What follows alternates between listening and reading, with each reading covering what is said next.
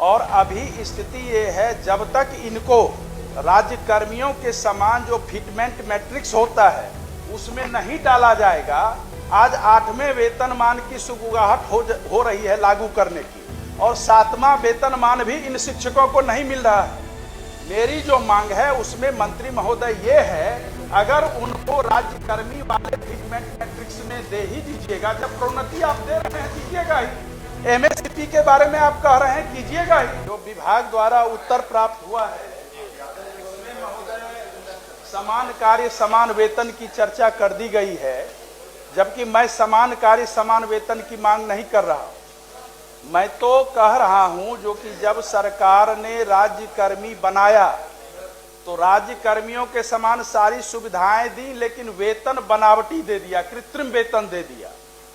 और आज कुछ देर पहले आप भी महोदय देख रहे होंगे बैठ करके वेतन संरक्षण, वेतन विसंगति, वेतन निर्धारण आदि की बात चल रही है। और अभी स्थिति ये है, जब तक इनको राज्य कर्मियों के समान जो फिटमेंट मैट्रिक्स होता है उसमें नहीं डाला जाएगा।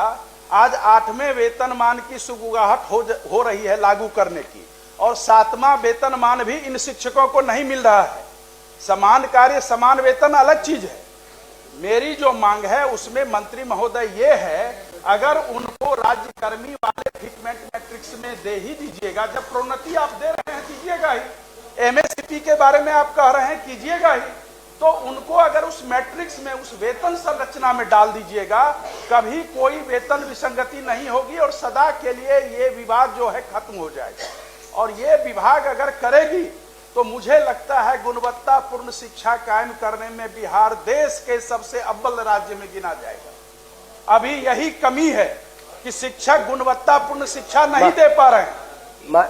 माननीय मंत्री, पढ़े लिखे की बात हो रही है, सुनील बाबू थोड़ा सा अनुसरण कीजिए। माननीय सभापति महोदय, जिन्होंने बात की है उस पर हम लोग विचार कर लेंगे, और इस पर निश्चित रूप से अभी तक माननीय सदस्य को हम बताना चाहेंगे कि विशिष्ट शिक्षकों का भी जो वेतन विसंगति था, लाखों में संख्या थी, उसको भी हम लोगों ने दूर किया है। ऐसी बात नहीं है।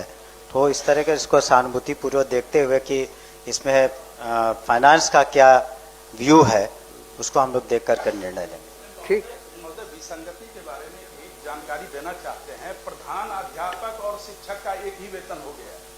कहा माननीय मंत्री जी ने कहा कि विचार उस पर करेंगे। निश्चित रूप से वो जल्दी करना चाहिए। मेरा यही आग्रह है आपके माध्यम से, जो कि विभाग वो जल्दी से जल्दी करे, ताकि आप करके शिक्षक अपनी सर्वश्रेष्ठ दे सके।